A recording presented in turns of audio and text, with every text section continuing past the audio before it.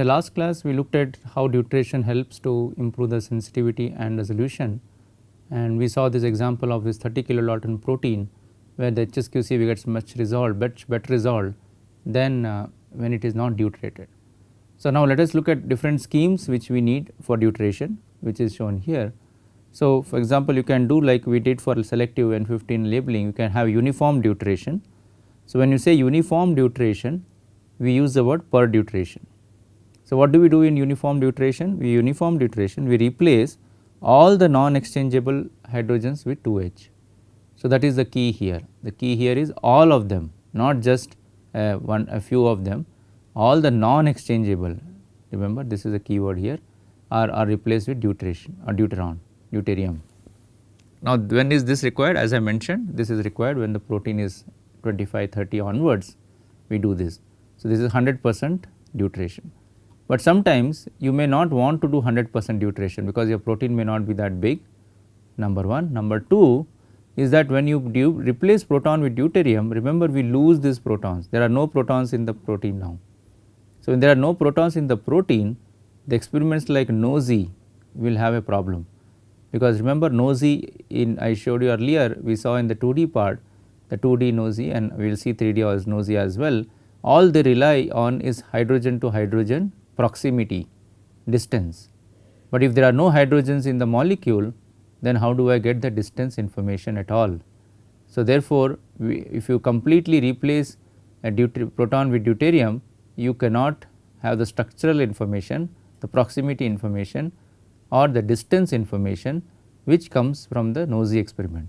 So, what is done sometimes is to have a compromise, and what is the compromise?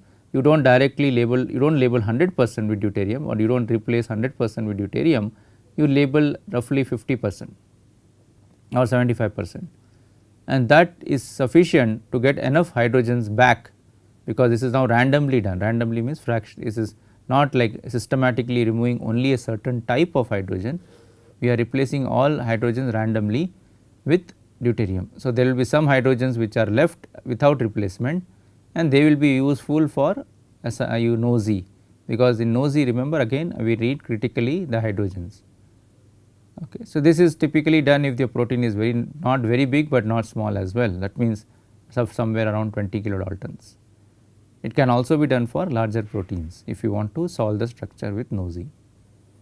Now, there is another option you can do with deuteration, is called site specific, which means a particular type of CH, that is non exchangeable proton CH, there we choose for replacement with deuterium, or a particular type of CH is left as CH and remaining we change to deuterium. So, this is something which I can illustrate here. Suppose I have one type, one CH, one CH3, we will take CH3 case in the next slide. There suppose I want to replace this proton with deuterium, okay, but I do not want this to be deuterated, I want to keep this as proton itself. Okay. So, this is called site specific deuteration. Why? Because this particular site is what I want to deuterate, and I am not going to, I do not want to deuterate CH3, or it may be the vice versa. I have another system where I have CH, CH, 2 CH, I may want to make this as remain as proton, but I may want to change this to D. So, this kind of site specific deuterations are sometimes needed for very large proteins like 40 to 50 kilodaltons, and we will see now what are the different type of site selective deuteration that is done in proteins. So, one of the thing most important is how do we actually do the deuteration. So, this is shown in this slide. So, before we go into details of site specific deuteration, let us see in general how do we deuterate a protein, what protocol is used. So, first thing is you start the growth of bacterial cells like we saw in the uniform labeling system, similar to that. You grow the cells in a very specific medium, that is M9 minimal medium, the same medium which I said earlier, but the difference here is that that media is now prepared in D2O, 100% D2O. You are not preparing the media in H2O. H2O is what we normally use in the uniform labeling, but in deuteration we need to use D2O medium. That is one thing. Secondly, the glucose which we now use also has to be deuterated glucose. So, it cannot be protonated, because why are we doing all this? Because we want every hydrogen to be replaced with 2H. That means I should not have any hydrogen in the protein. The protein should be entirely coming with C2 2H, that is deuteration. So, obviously wherever I should have hydrogens, I should change that to deuterium. So, this is a carbon 12 C13 proton labeled normally protonated, but now we use deuterated glucose.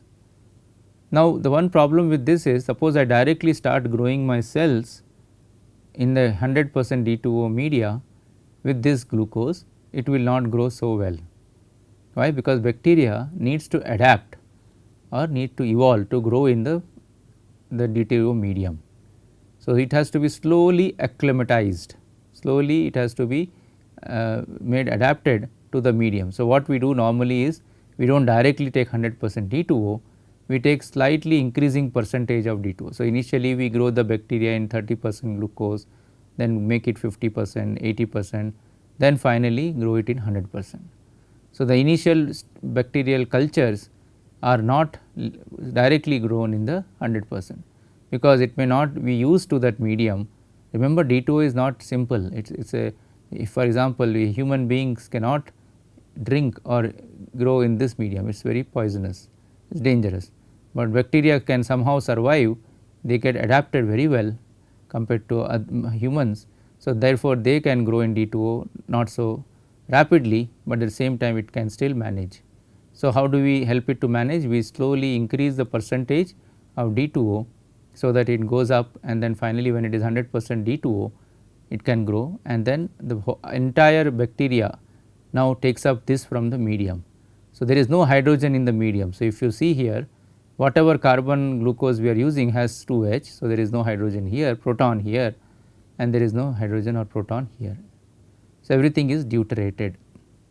Now, that means that every hydrogen in the protein is deuterated, not just non-exchangeable hydrogens, but also the exchangeable hydrogen. That means both CH as well as NH, both of them are replaced with, are basically deuterated. But remember, our interest is only in this, we do not want this to happen. Okay? We do not want the non-exchangeable, that is exchangeable hydrogens, we do not want it to be deuterated, but we cannot avoid this happens in the cell. So, how do I get back this hydrogen? I have to now put it in a, what I can do is I can unfold the protein, because if I unfold the protein, the entire hydrogen is exposed. So, when entire hydrogen is exposed, the protein now will start coming back to deuterium, hydrogen. So, this is what we do, we have to unfold or denature the protein, and when we denature the protein opens up, and when the protein opens up, all the hydrogen bonded exchangeable amide which are now deuterated will get slowly exchanged to back to original hydrogen. So, we do this unfolding and refolding things inside in a water sample. So, we take the protein, extract the protein, we purify the protein. After purification, we follow this step of unfolding and folding. So, this unfolding folding is mainly for these atoms, for these hydrogens. We want them back. So, we want the deuteration to go away. So, whatever is deuterated now will go back to proton, because we are dissolved this protein in a water sample H2O, but the growth and everything is D2O. So, you have to keep this in mind, the initial growth, extraction, purification is in D2O, but finally we are exchanging it back to protons, but this remains deuterated, this will not get exchanged, these are called non-exchangeable hydrogens. So, the non-exchangeable hydrogens do not exchange, and therefore, whatever you do, whether you do the unfolding, refolding, this will not change, whatever deuteration has come to this side will remain deuterated. So, this will remain deuterated, okay, but this will get exchanged to hydrogen. So, this is typically what is done to get the exchangeable hydrogens and the two protons. Now, in random fractional deuteration, how do we make the protein? Here we do the same thing, we grow the bacteria in a now a mixture of D2O H2O. So, you see this is no longer a D2O pure D2O medium like here, it is a mixture, means you can decide how much you want to label. Suppose you want to do 50% labeling, that is random 50% deuteration.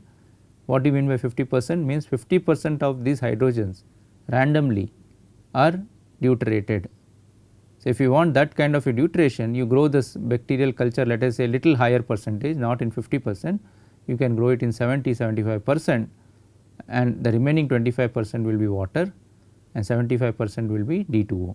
So, it is a mixture. Now, once you mix, and then you have to give the supply the cells with these source of carbon and nitrogen. Now, what is the source? Remember, the source is glucose, N313 glucose or N15 ammonium chloride. So, if you supply these to glucose and ammonium chloride, but the media is a mixture, then you will end up with a protein which is basically partially or randomly deuterated. So, this again here the cells have to be adapted. For example, if you want to grow in 75% D2O, you cannot directly put the bacteria in that medium because it will start dying. So, it is not able to adapt. So, you have to slowly increase the percentage. So, start from 5%, 10%, 30% and so on. So, this has to be optimized for every protein. It may depend on what kind of protein you are expressing, what is the yield and so on, but this media adaptation is very important step when we are deuterating a protein. Now, one thing is D2O is expensive solvent, it is not as cheap as water. Water is available in uniform, very abundant in nature, but D2O is not. So, when we grow the cells in D2O, typically what we do is the cells which after the cells are grown, the media which we get back is actually recycled. So, we recycle D2O because D2O as such, if you keep buying, it is not so easy to maintain, it is not cheap, it is expensive. So, therefore, we take the media which is remaining after the cells have grown, and so that is called as a spent medium. The spent medium is now recycled by several distillation steps back to the D2O. Now, the D2O comes back and again you can make a new sample. So, this is the recycling approach, but again the moment you do some kind of a recycling, your D2O gets contaminated with H2O, that means it may not be 100% H2O. So, you have to do a series of distillation and get it as pure as possible. Now, site specific labeling, how do we do that in bacterial culture? This is again very important to know. So, as I said, site specific meaning we want a particular site, CH3 for example or aromatics, to be deuterated or protonated. So, if you want to do that, then you have to grow the bacteria again in this type of a medium, but now what you are doing is the medium we are supplementing it with site specific labeled amino acids. When you do that, in the site specific labeled amino acids, the glucose or the pyruvate source is actually not required, or you can use a particular glucose source like pyruvate, or you can use a particular labeled amino acid, and that now becomes incorporated in the medium. So, let us say for example, let me suppose you want to keep the methyl group protonated, you do not want to deuterate. So, if you do not want to deuterate methyl groups, you have to supply the methyl amino acids in the medium, but the medium contains D2O. When the medium contains D2O, the remaining hydrogens will all be gone, they will be now deuterated, but the methyls will remain protonated because we have supplied that methyl group in a protonated form. So, this is what is shown. Why do we actually do methyl protonation? The methyl protonation is very useful because methyl groups are actually very important in a protein. So, if you look at a structure of a protein, let me show you the protein structure like this. So, suppose there is a hydrogen here and there is a hydrogen, normally the CH3s are located in the core of the protein. So, this is for a folded protein. So, you can see this proton to proton, they are very close by. So, therefore, they have very good distance information for my structure determination. So, if I want to determine the structure of this protein, and this distance between these different methyls are very useful for me for structure determination. Therefore, it is better to keep this as protonated, not to deuterate this, because if you deuterate this, you lose this information, because there are no more hydrogens, they will all become deuterium. So, we lose that information. So, what we do is we want to keep this in a protonated form, and that protonated form is kept, and the remaining hydrogens are all made deuterium. So, all the remaining hydrogens in the protein are deuterated and only the methyls are kept protonated. So, this is very useful for structure determination of proteins, because as is shown here, about 30% of the amino acids in a protein, that is in a globular protein, a structured protein, typically are made up of methyl groups. So, therefore, methyl groups are very useful for structure determination, and they are hydrophobic and almost always located in the interior of globular proteins and important for protein folding. So, now if I get methyl to methyl, this hydrogen to this hydrogen, or this hydrogen to this hydrogen nosy, that is NOEs, that will help me to get distance information. So, how do we get this information from nosy? This is something we have seen in the 2D part, and we will again come back to it when actually we look at the 3D part, structure determination part of protein. And the second reason why the CS methyl groups are very useful in proteins are because they are very sensitive. Remember, each of these hydrogen, there are 3 hydrogens here. So, each hydrogen is 3 times stronger compared to remaining, which are other single hydrogens. So, methyl groups are very strong, sensitive, and very easy to see them in the spectrum. Also, they are well resolved because they are very sharp, and therefore, it is always beneficial to keep the protons in the methyl group and deuterate the remaining part. So, let us now continue with the other part, which is basically how we can look at amino acids other than methyls. So, these are another set of amino acids called aromatic amino acids. They are also very useful in proteins. So, as shown here, aromatic amino acids, which are basically phenylalanine, tryptophan and tyrosine, are located in the hydrophobic core. They are also hydrophobic amino acids, similar to methyl group. So, therefore, if I deuterate phenylalanine or tyrosine or tryptophan, I will lose the hydrogens in this, and if I lose the hydrogens here, I will not be able to get the distance information which is required for a structure determination. So, similar to methyls, we want to keep this protonated. So, similarly here, as mentioned here, the NOEs involving the aromatic protons are important because they give us additional distance information, which is useful in structure calculation. We will see this in the structure part in the coming lectures, and therefore, we need to have them protonated. So, now if you want to keep this protonated, we should not deuterate them. So, how do we do that? We can show as here in this protocol, we grow the bacterial cells in an M9, that is in a minimal medium containing glucose, that is deuterated glucose, and we are using again, remember, D2O medium. So, D2O medium is always present irrespective of what kind of labeling or deuteration you are doing.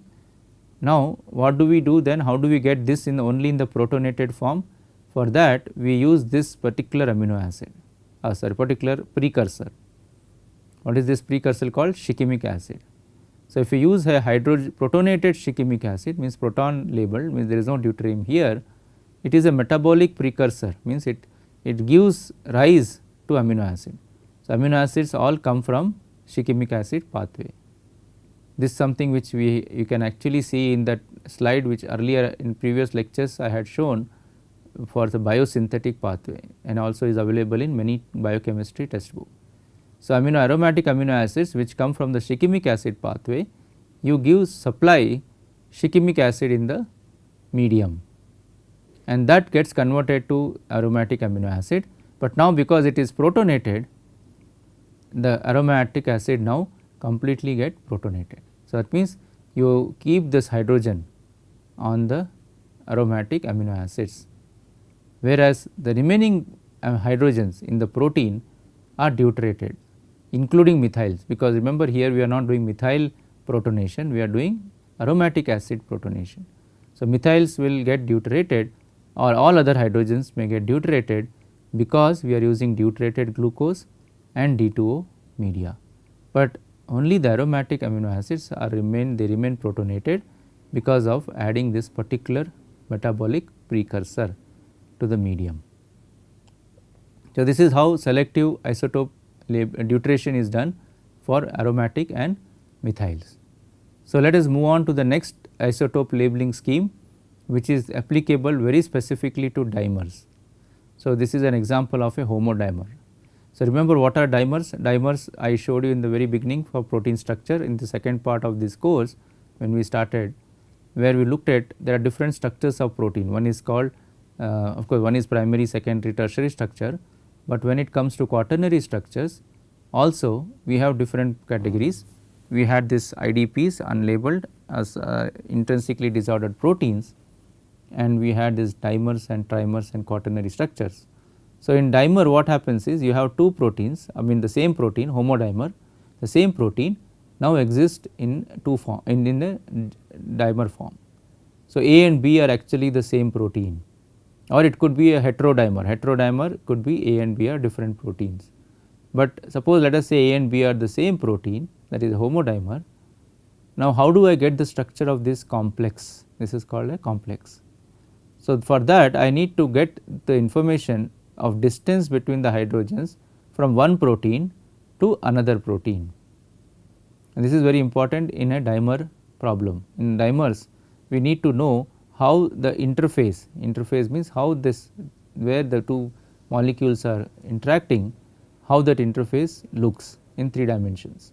So, for that I need to do specific labeling scheme to get that distance information between the two dimers. Remember, I am interested between the dimers, I am not interested in the within one monomer.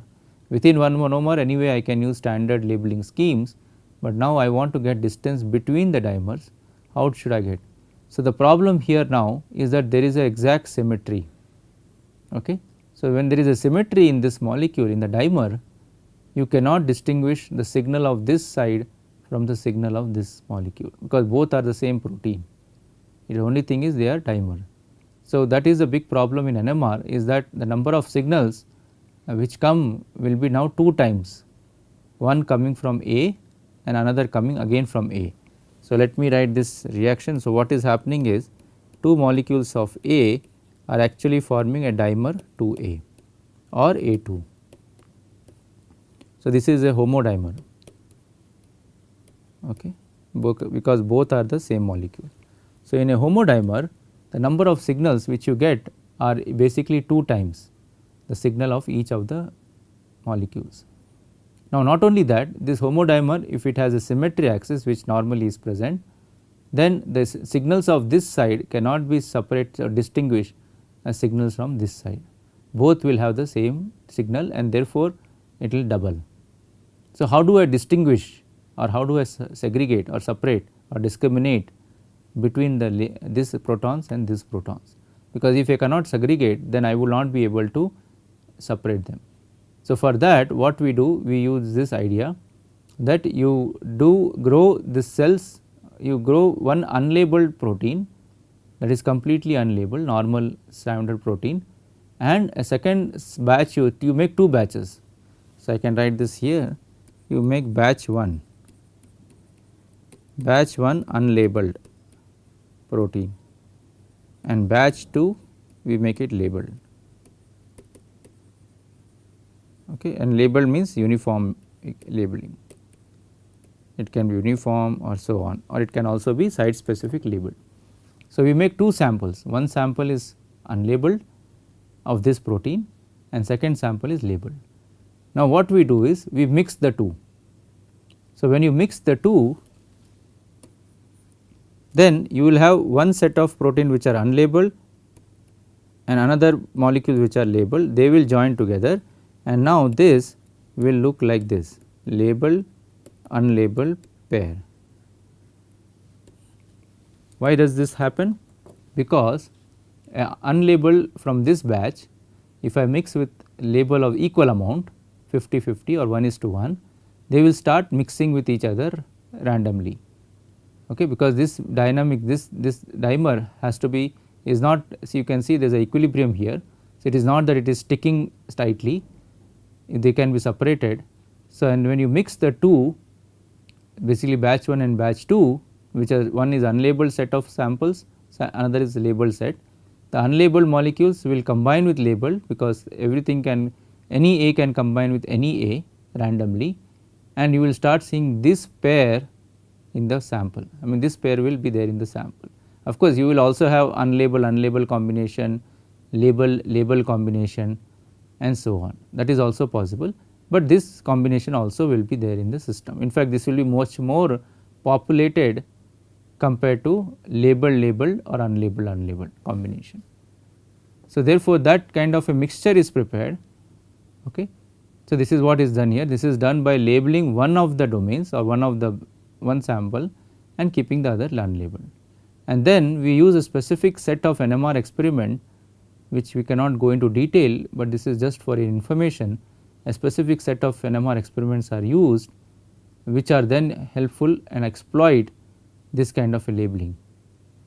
So, basically in this whole idea here is we are trying to get intermolecular NOE. Why intermolecular? We want to get between the two molecules the distance information, and that information is not available in a pure dimer form.